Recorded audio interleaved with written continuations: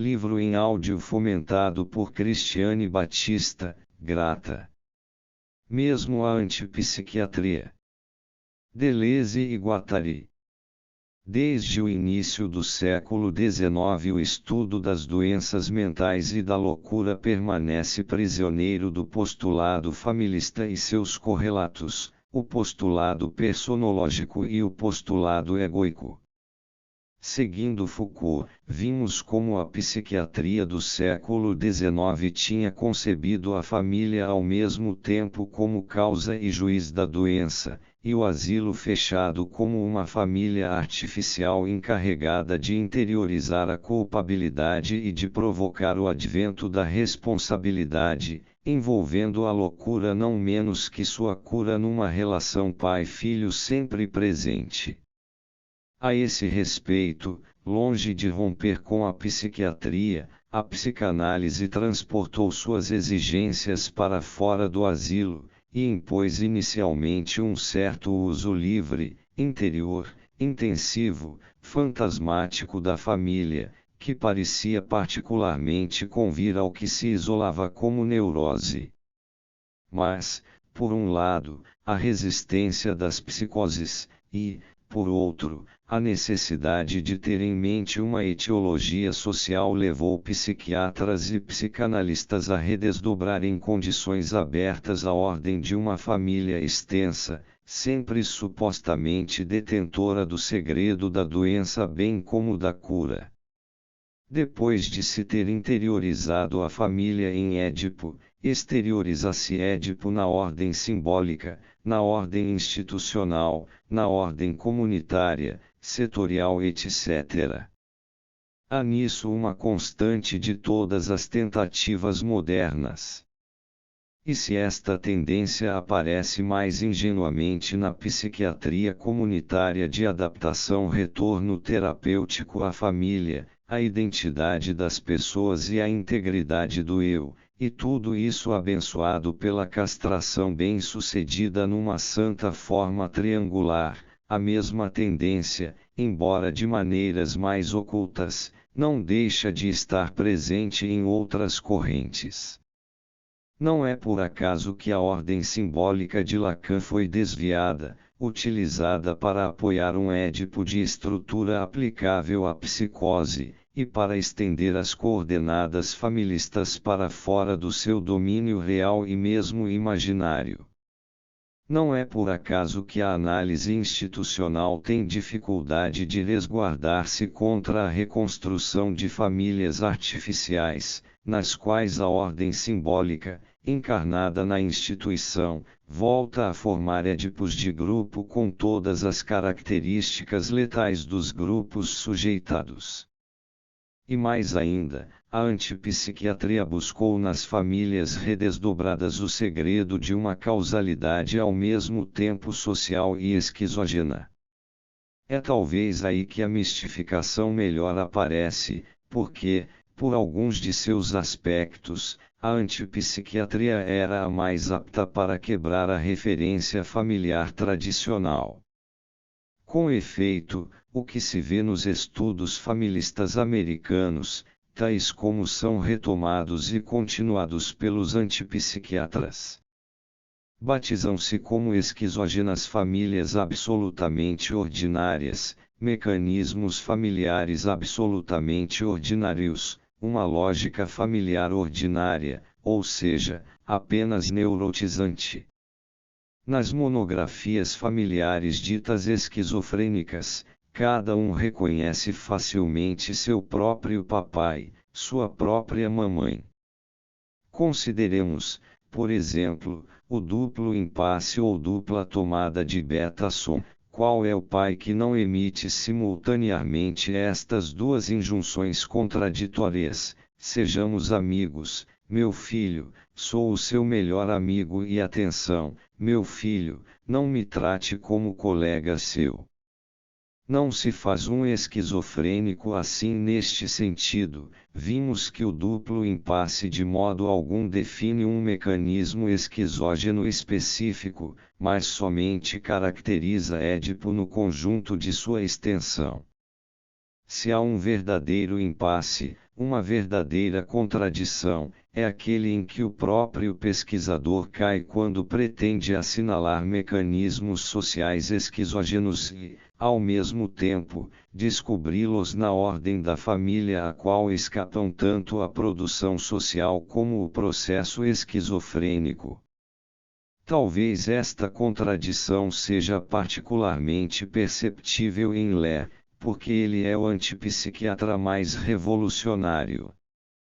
Porém, no próprio momento em que rompe com a prática psiquiátrica, buscando consignar uma verdadeira gênese social da psicose e reclamando como condição da cura a necessidade de uma continuação da viagem enquanto processo e de uma dissolução do ego normal, ele volta a cair nos piores postulados, o familista, o personológico e o egoico, de modo que os remédios invocados não passam de uma confirmação sincera entre pais, um reconhecimento de pessoas, uma descoberta do verdadeiro eu ou si.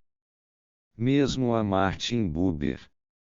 Além da hostilidade das autoridades tradicionais, talvez seja esta a razão do atual fracasso das tentativas da antipsiquiatria, da sua recuperação em proveito das formas adaptativas de psicoterapia familiar e de psiquiatria de setor, e do retiro do próprio Lé no Oriente.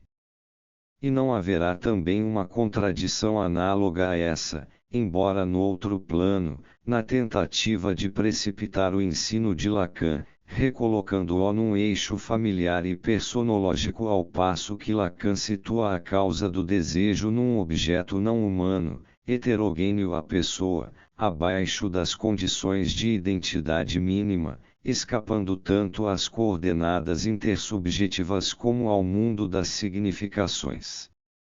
Viva os Debo, porque, segundo a detalhada descrição do etnólogo Turner, só o Dr. Debo soube tratar Édipo como uma aparência, um cenário, e ascender aos investimentos libidinais inconscientes do campo social.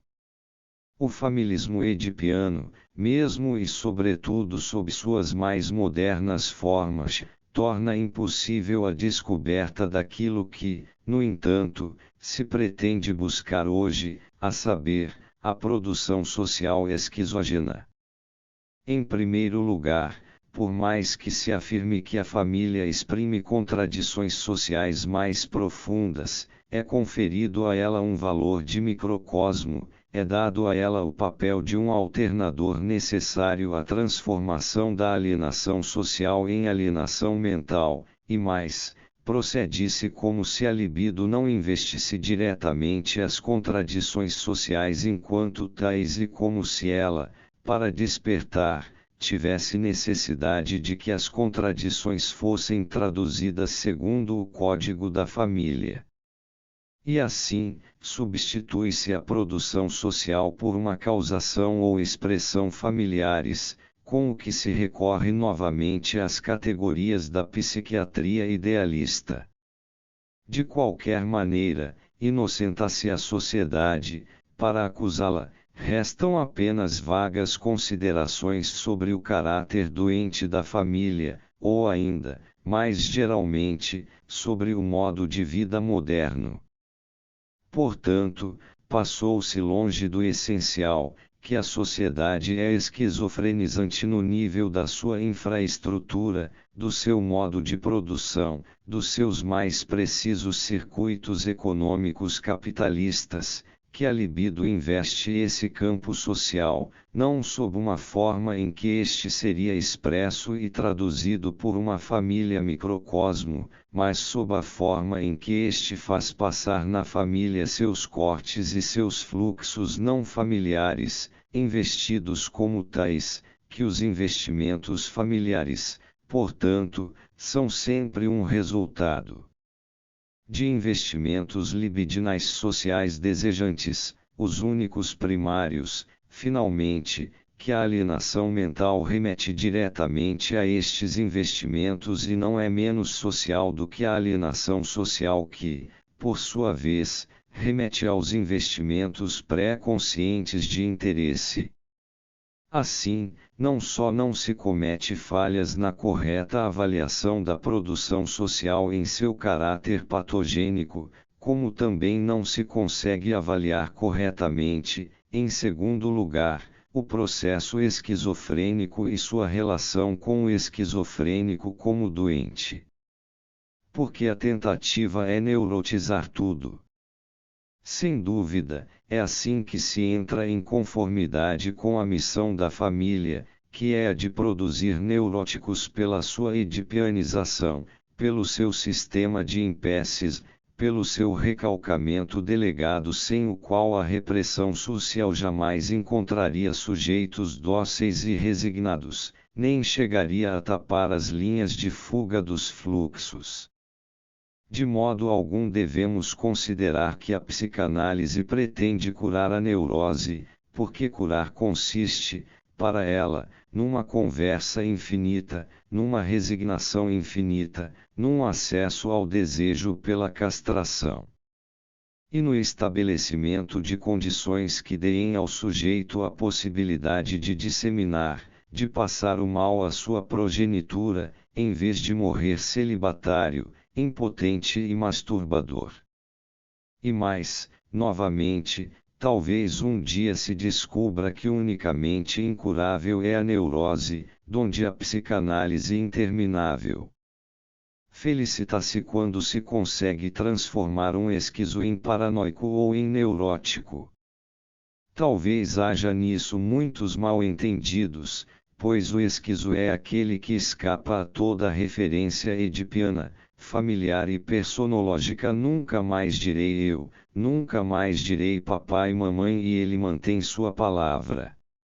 Ora, a questão é, primeiramente, saber se é disso que ele está doente, ou se isso é, ao contrário, o processo esquizofrênico, que não é uma doença e nem um desmoronamento, mas uma abertura, por mais angustiante e aventurosa que ela seja, transpor um muro ou o limite que nos separa da produção desejante, fazer passar os fluxos de desejo. A grandeza de Lé, a partir de certas intuições que permanecem ambíguas em Jaspers, foi ter sabido marcar o incrível alcance dessa viagem. De modo que não há esquizoanálise que não mescle as suas tarefas positivas à constante tarefa destrutiva de dissolver o eu dito normal. Lawrence, Miller, depois Lé souberam mostrar isso profundamente. Nem o homem nem a mulher são, seguramente, personalidades bem definidas, mas vibrações, fluxos, esquizas e entrelaçamentos. O eu remete a coordenadas personológicas das quais resulta, e as pessoas, por sua vez, remetem a coordenadas familiares, e veremos ao que o conjunto familiar remete, por sua vez, para produzir pessoas. A tarefa da esquizoanálise é desfazer incansavelmente os ios e seus pressupostos, é libertar as singularidades pré-pessoais que eles encerram e recalcam, é fazer correr os fluxos que eles seriam capazes de emitir, de receber ou de interceptar, de estabelecer as esquizas e os cortes cada vez mais longe e de maneira mais fina, bem abaixo das condições de identidade, de montar as máquinas desejantes que recortam cada um e o agrupam com outros. Pois cada um é um grupúsculo e deve viver assim, ou melhor, como a caixa de Chazin, quebrada e múltipla, que tem as fendas reparadas com argamassa de ouro, ou como a laje de igreja cuja fissura é sublinhada pela pintura ou pela cal, o contrário da castração, unificada, molarizada, ocultada, cicatrizada, improdutiva.